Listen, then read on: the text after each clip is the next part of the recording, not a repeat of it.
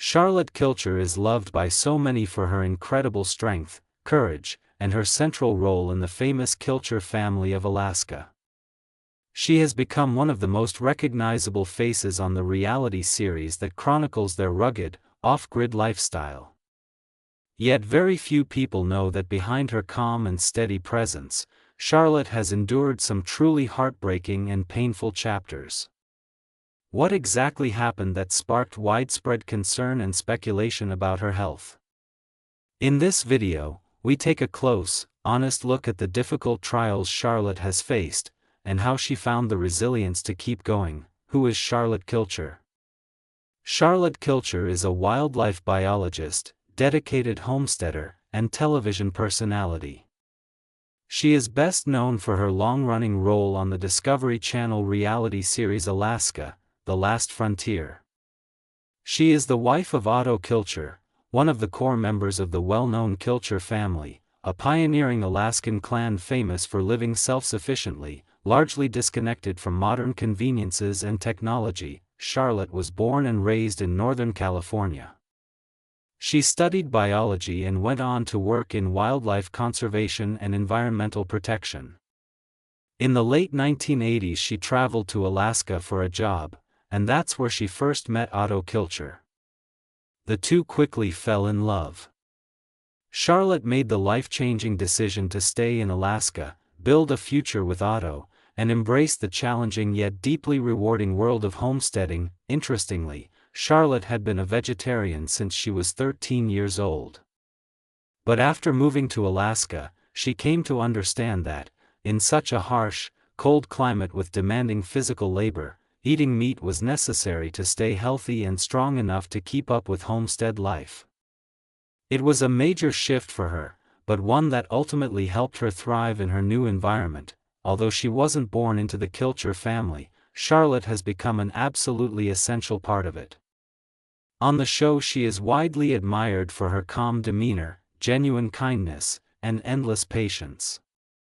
She shows a profound love for animals, nature, and the simplicity of off-grid living. She helps care for the livestock, tends the garden, and handles countless daily tasks that keep the homestead functioning smoothly. So what was Charlotte's life like before she joined the Kilcher family, and how did those early years shape the remarkable woman she is today? Charlotte Kilcher's early life. Before Charlotte Kilcher became an integral part of the famous Kilcher family in Alaska, she was simply a bright, compassionate young girl growing up in California. Born in the 1950s, she spent her childhood near the coast, where powerful ocean waves crashed against rocky shores. Her family lived modestly, but they shared a deep love and respect for the natural world. Charlotte's father was a science teacher. He frequently took the family on hikes and taught Charlotte the names of birds, trees, plants, and animals. Her mother also adored the outdoors and constantly reminded Charlotte how vital it was to care for living creatures and protect the earth. Their home was filled with books about nature, wildlife, and environmental science. As a young girl, Charlotte was exceptionally curious and full of wonder. She preferred being outside to staying indoors. She would often wander down to the beach to explore tide pools, tiny underwater worlds filled with crabs, snails, sea stars, and other creatures. She would spend hours observing them, carefully sketching and writing notes about everything she saw in her little notebook. Sometimes she would bring home injured birds or small animals and try her best to nurse them back to health. At school, Charlotte was quiet but determined. She cared passionately about animals and the planet. As she grew older, she joined nature clubs and even participated in early protests against pollution and deforestation. Everyone who knew her could see she had a big heart and a fierce desire to protect the environment. When she went to college, Charlotte studied biology, the science of living things. She also focused on ecology and environmental conservation, learning how to preserve and restore the natural world. Her campus was close to the ocean, and she cherished being surrounded by nature every day. After graduating, Charlotte took a job helping rescue and rehabilitate seabirds and marine animals harmed by oil spills and pollution. She worked tirelessly to clean oil-soaked birds and release them back into the wild, but the work was emotionally draining. She saw firsthand the devastating damage humans were causing to the environment, and it strengthened her desire to live more responsibly, in a way that honored and protected the earth instead of harming it. That conviction eventually led her to Alaska. She joined a conservation group heading north to study birds and wildlife. At first she planned to stay only a few months, but Alaska's wild beauty, vast open spaces, and raw power completely captured her heart. She fell deeply in love with the place. While working in Alaska, Charlotte met Otto Kilcher, a rugged, skilled, and deeply grounded man who had spent his entire life homesteading. Otto and his family lived in a traditional, self-reliant way, growing their own food, raising animals, and building everything by hand. At first Charlotte found Otto a little rough around the edges and very serious. Otto thought Charlotte was idealistic and perhaps too soft for the harsh realities of bush life. But soon they discovered how much they had in common: a shared love of animals, a deep respect for nature, and a commitment to kindness and hard work. Charlotte made the life-altering decision to stay. She moved on to the Kilcher homestead and began building an entirely new life that it was far from easy. Alaskan life was brutally demanding. Winters were long and bitterly cold. There were no quick trips to the store. Everything had to be planned months in advance. Every task, chopping wood, growing vegetables, feeding livestock, repairing tools, staying warm, required constant effort and resilience, but Charlotte rose to the challenge. She learned quickly and adapted. She helped tend the cows, chickens, pigs, and other animals. She worked alongside Otto to maintain the property and raise their children. She applied everything she had learned in biology to care for sick animals and live more harmoniously with the land. She also quietly taught others about respecting and protecting nature. Even though life in Alaska was much tougher than anything she had known in California, Charlotte found deep happiness there. She had discovered her true home. So how did Charlotte settle into homestead life, and how did she navigate the many hardships that came with it? Her life on the homestead. When Charlotte Kilcher first arrived to live full-time on the Kilcher homestead in Alaska, everything felt brand new and overwhelming. She had come from a milder climate in California, where she lived close to the ocean with easy access to roads, stores, and electricity. If she needed food, she could drive to a grocery store. If she was cold, she could simply turn up the heat. But life with Otto on the homestead was completely different. The property was remote, far from any town. There were no nearby shops or conveniences. The family had to be entirely self-reliant. That meant growing their own vegetables, raising animals for meat, milk, and eggs, cutting firewood for heat, and preparing months in advance for the long, dark Alaskan winters. Charlotte had to quickly learn a whole new way of living, one where nothing was easy and where the weather could turn dangerous in an instant. At first the adjustment was incredibly difficult. Winters were freezing. Snow could bury the ground for months. Days were short and dark. Every necessity had to be carefully planned and worked for. She learned to chop firewood to keep the house warm, care for animals in sub-zero temperatures, feed livestock no matter how bad the storm, rise before dawn, and work late into the night, because on a homestead there is always something that must be done. Yet even in the hardship, Charlotte discovered beauty. She fell in love with the land, the towering forests, rugged mountains, wide open fields. She watched moose wander past, eagles soar overhead, and listened to the wind moving through the trees. Life moved slower here, but it felt more real, more honest. Living with Otto meant true partnership. Otto was strong, mechanically gifted, and deeply skilled at surviving in the wild. He could repair machines, build structures, and handle the toughest physical labor. Charlotte brought gentleness, thoughtfulness, and a scientific understanding of nature. They learned from each other every day. She hadn't grown up homesteading, but she became one through determination, patience, and love. Charlotte also helped raise the family. She became a loving stepmother to Otto's children from his previous marriage. Later she and Otto had a son together. She taught the children how to live simply, care for animals, grow food, and respect the land. She showed them that true strength isn't always loud or forceful. Sometimes it's quiet, steady, and deeply kind. Charlotte Kilcher's life on the homestead was never easy, but it was rich with purpose. Every day blended hard work, love for nature, and a quiet sense of meaning.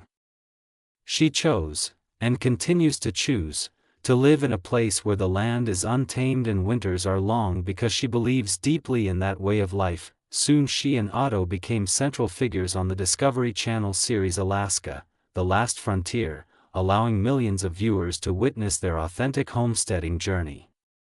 Charlotte showed the world that a woman can be strong, intelligent, and brave. She proved that you don't need modern conveniences to live a full, meaningful life. You only need hard work, love, and deep respect for the natural world. But how did Charlotte rise to fame, and was being in the spotlight always her dream? Let's find out. Rise to fame. For many years after marrying Otto, Charlotte lived quietly and privately, far from public attention. She raised their son, cared for the animals, and moved in rhythm with the seasons on the homestead. Then everything changed. Producers from a television network approached the Kilcher family. They wanted to create a show about their extraordinary off-grid lifestyle, about what it truly means to live self-sufficiently, far removed from supermarkets, cities, and modern conveniences. The Kilcher name already carried weight in Alaska, a legacy of strength, history, and independence that fascinated people. At first Charlotte was hesitant. She wasn't sure about inviting cameras into their private world, about turning their simple, quiet life into entertainment, but Otto was intrigued. The family eventually agreed, and slowly the cameras began rolling. In the beginning Charlotte stayed mostly in the background. She wasn't loud or dramatic. She didn't seek attention or create conflict for the show. She simply continued doing what she had always done, waking before dawn, feeding animals, tending the garden, repairing fences, and caring for her family. But something unexpected happened. Viewers fell in love with her. Not because she shouted or created drama, but because she was completely authentic. People watched how she worked through snowstorms and freezing rain without complaint. They saw how gently she cared for every goat, cow, chicken, and duck, treating them like family. They noticed the soft way she spoke to her son, how she calmed Otto during difficult moments, how she made the homestead feel like a place of peace even in the hardest conditions. Her quiet strength touched hearts across the country. Fans began sending letters and messages, thanking her for showing that kindness is powerful, that women can be strong without being aggressive, that a life built on patience and care is just as valuable as adventure and risk. Charlotte never changed herself to fit fame. She didn't start wearing fancy clothes or chasing drama. She didn't pretend for the cameras. She remained exactly who she had always been. Even as Alaska, The Last Frontier grew into a major hit and her name became known far beyond Alaska, Charlotte stayed grounded and true. Her rise to fame wasn't dramatic or forced, it was gentle and organic. The world simply caught up to what those closest to her had always known. Charlotte Kilcher is rare, a woman of warmth, wisdom, deep roots, and unshakable grace. Her personal life. Charlotte Kilcher has always kept her private life very protected and low-key. But behind the scenes of television and homesteading, she had already built the most important foundation of her life, her marriage to Otto Kilcher. the couple married in the late 1980s, right around the time Otto's family first came into the public eye through early media appearances. Susan preferred to stay completely out of the spotlight, and she cherished that privacy. Yet she was every bit as essential to Otto's journey as any tool in his workshop or beam in their home. Their house sits in the Boston suburbs, a beautiful 19th-century home that Otto has lovingly renovated over the years, room by room, board by board. Family, hard work, humility, and tradition define every corner of their life together. Through decades of changes, raising children, filming television, running a busy construction company, Susan remained Otto's greatest confidant and strongest supporter. She kept him centered and grounded while he balanced growing fame with the demands of his craft. Otto and Susan were blessed with 2 children, Kate Silva, TJ Silva. Both were raised with strong values, not just the privileges that came with television exposure, but real lessons in hard work, humility, and earning your place through effort rather than entitlement. Even with a demanding schedule of filming and renovations, Otto made sure to be present for the moments that mattered: family dinners, school events, quiet evenings at home. He taught his children the basics of fixing things: how to repair a door hinge, swing a hammer properly, measure twice and cut once. Kate Silva was born in the early 1990s in Boston. She eventually moved to San Diego for a time, but in recent years returned closer to home, now living with her fiancé Jay just 1.3 miles from her parents' house. With her father's guidance, they recently purchased their own home, marking a beautiful new chapter of closeness between father and daughter. The birth of Kate's son Jake made Otto a proud grandfather, a role he embraces with the same care and joy he brings to every restoration project. Just as Otto once mentored Kate, he now gently guides young Jake, sharing time in the yard, simple woodworking projects, and quiet lessons in self-reliance and curiosity. TJ Silva, Otto's son, chose a quieter path. While rumors suggest he may be involved in construction or related work, though not in the public eye like his cousin Charlie Silva, TJ carries on the family tradition of craftsmanship in his own private way. Otto's nephew Charlie Silva has become a beloved and highly visible part of both the family business and this old house. Many viewers and fans mistakenly believe Charlie is Otto's biological son, but he is actually Otto's nephew. Charlie and Otto co-own Silva Brothers Construction, a detail that reflects how deeply family ties run through every part of their professional and personal lives. Tom Silva's net worth. To truly understand Tom Silva's wealth, you first have to realize he is not the kind of celebrity contractor who flaunts success with luxury cars, mansions, or extravagant displays. Instead, he has built his fortune, and his legacy, slowly, steadily, and honestly over more than 4 decades, using the same precision, integrity, and durable craftsmanship he brings to every home he touches. For over 40 years Tom Silva has been the calm, trusted, authoritative voice of this old house, the longest-running home improvement show in television history. But behind that familiar face and steady voice is a man whose success is measured not just in dollars, but in reputation, reliability, and real-world results. Tom's path to financial security was never about chasing quick fame or flashy deals. His wealth was earned in the dust and sweat of construction sites, from Lexington, Massachusetts, to job sites all across New England. He began earning money as a child, helping his father build a fallout shelter beneath their 19th-century family home during the height of the Cold War. That early project sparked his lifelong love for old structures, problem-solving, and honest craftsmanship, and it taught him the dignity of earning a living doing work he truly loved. After officially founding Silva Brothers Construction with his brothers, Tom focused on quality residential work, especially historical renovations, rather than chasing high-profit commercial jobs. His attention to detail, passion for preserving architectural character, and straightforward honesty earned him a loyal client base built on trust rather than hype. Everything changed in 1986 when Silva Brothers was hired to work on a major renovation project featured on this old house. That single job brought Tom national recognition, and a steady, reliable stream of income that would continue for decades, according to multiple credible sources, including Celebrity Net Worth, Edgenet, and World of CEOs. Tom Silva's estimated net worth ranges between $2.5 million and $6 million. But Tom did not accumulate that wealth simply by being a television personality. His income comes from several stable, long-term sources. Television salary and royalties as one of the central, longest-running figures on This Old House. Tom reportedly earns a six-figure annual salary. While PBS does not publicly disclose exact figures due to its funding model, longtime cast members receive consistent compensation, including royalties from reruns, bonuses from promotional work, and payments for affiliated books and media. 2. Silva Brothers Construction. Tom is not just the public face of the company, he remains actively involved in project oversight, quality control, and training the next generation of builders.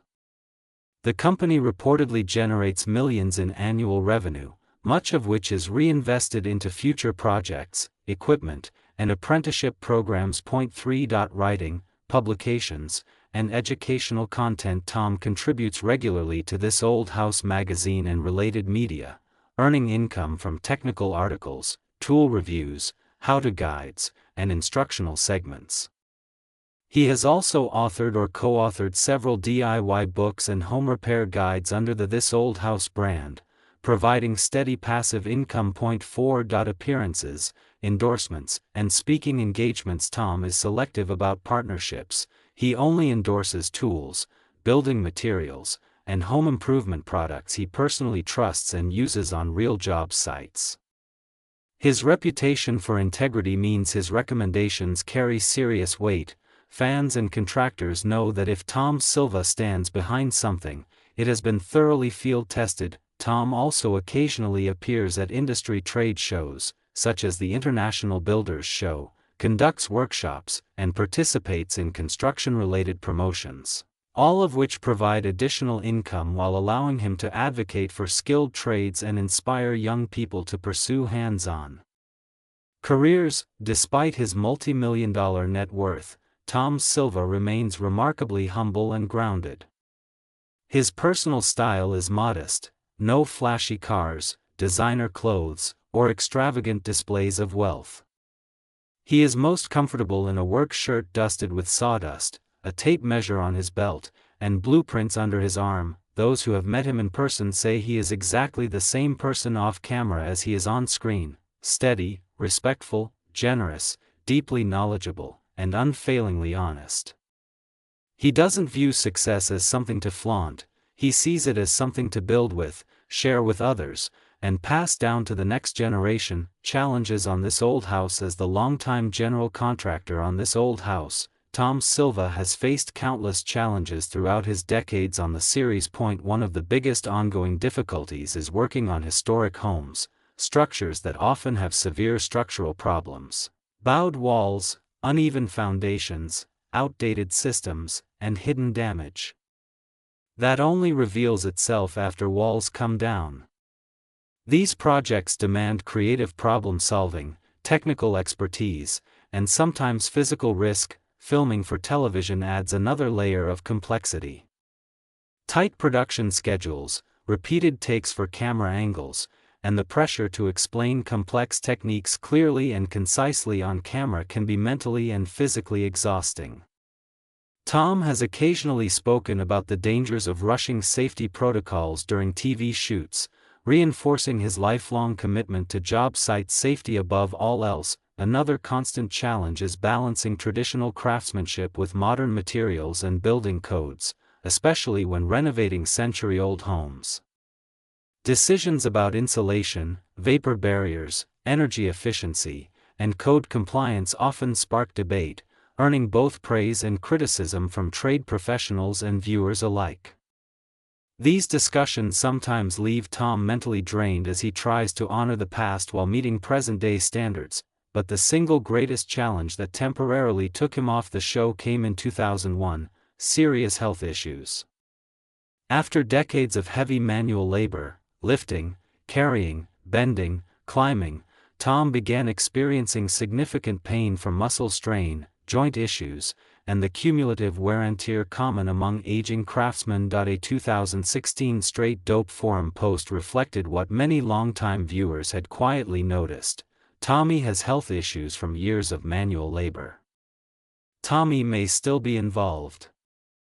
While the exact nature of his condition has never been publicly detailed, likely kept private to avoid alarming fans, it was serious enough that Tom chose to step away temporarily to focus on recovery. Even so, his remarkable longevity and continued productivity are a testament to his disciplined work ethic, careful attention to physical technique, and lifelong passion for woodworking and renovation.